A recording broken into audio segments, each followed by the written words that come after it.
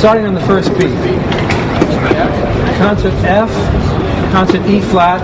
Kathleen Kennedy, who was the producer of E.T., came to my office one day and said, wouldn't it be wonderful if we could have the film of E.T. but have the orchestra playing live?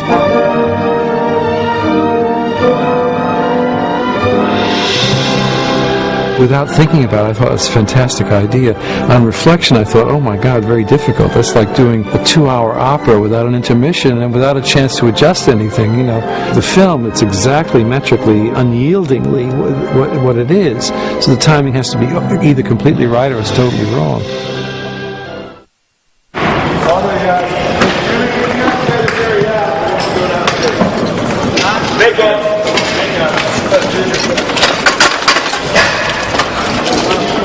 Okay, here we go. Now make sure you don't put this on any protruding parts like rails or seats. We're here in the beautiful Shrine Auditorium in Los Angeles, which is an enormous theater. I think it must seat 5,000 or 6,000 people. And we're going to have the new release of E.T., beautiful new print up on this big screen. We'll have the orchestra, a full symphony orchestra on stage to do the music live with the dialogue, which will be, of course, pre-recorded on the film track. This morning, I think we should just read through this whole show, and then this afternoon we'll deal with the problems of synchronization and so on. The entire orchestra is mic'd and is being fed to a room in the back to Sean Murphy, who's mixing all the music together. That mix is being fed up to Andy Nelson, to a mixing board. Andy Nelson has a direct feed from Sean Murphy as well as from the projection booth, and the projection booth has the dialogue and effects. Well, this is amazing. I can't believe you constructed this. There was nothing here before. This is seating. Monday morning. I mean, I've been to the Oscars here in this venue many times, and there's been nothing up here. Right. We started Monday morning, and we put the booth and floor up Monday afternoon, and all this gear went in on Tuesday, and we were able to run picturing here on Wednesday. You're like a mobile artillery unit, you know, just from one battlefield to the next. That's exactly it. In the projection booth, we have the dialogue and effects stems. We have 2 main projectors that are projecting up to the big screen. In case one goes down, we can back up onto the other.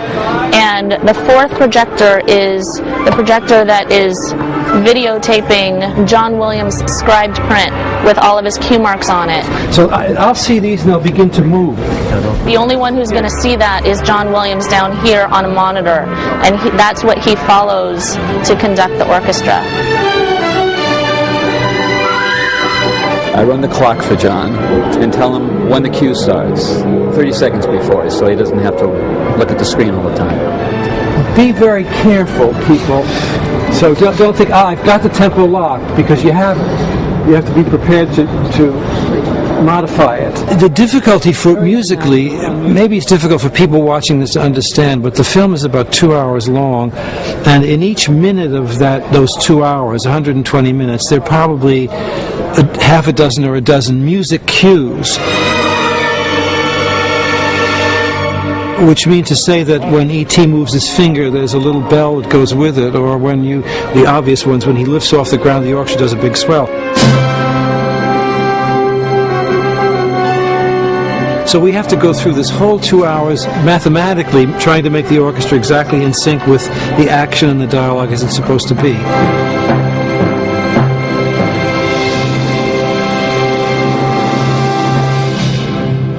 You're looking good, John. Sorry? You're looking great. I've got you on the big screen. That's great.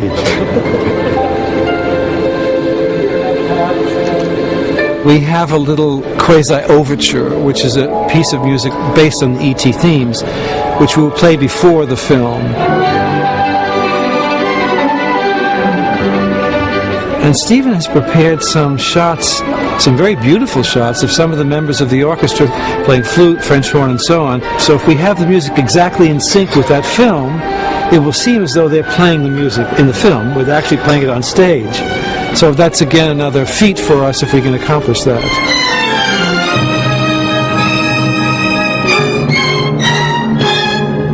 As far as I know, this has never been done before. You know, we have done silent movies, but to present a film with the entire interlocked thing of all the dialogue and all the sound effects with the music, I think, certainly for me, first time, and I don't know of it having been done before. I think it's going to work. It's pretty cool. It's going to work. Great.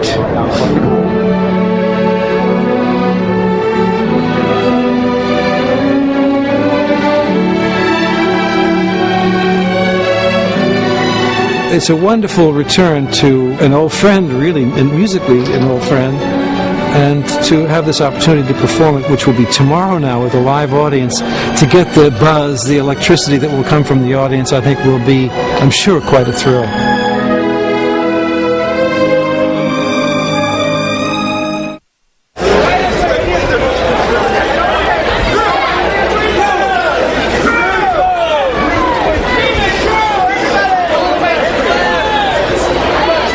Because this is a premiere, so it's a benefit for the Special Olympics, and just as it was 20 years ago. Yeah, it's, it's a great celebration and a wonderful party, and but to be able to do something so meaningful and philanthropic alongside just makes you realize everybody's priorities are in the right place.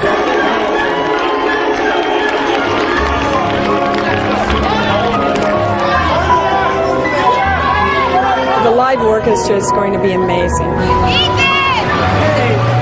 First of all, I think it's a celebration of live music, and this is a 100-piece orchestra.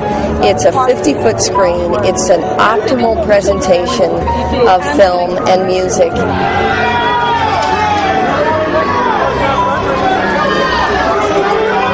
It just is an enhanced experience to kind of enhance the memory you had of E.T. from 20 years ago.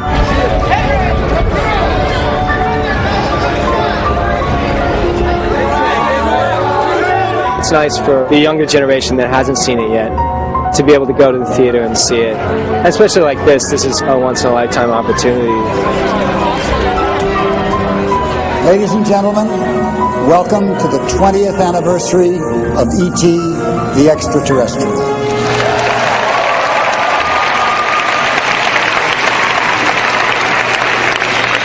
We're about to witness and participate in a breathtaking high-wire act as the symphony orchestra plays the score of E.T. as the film plays.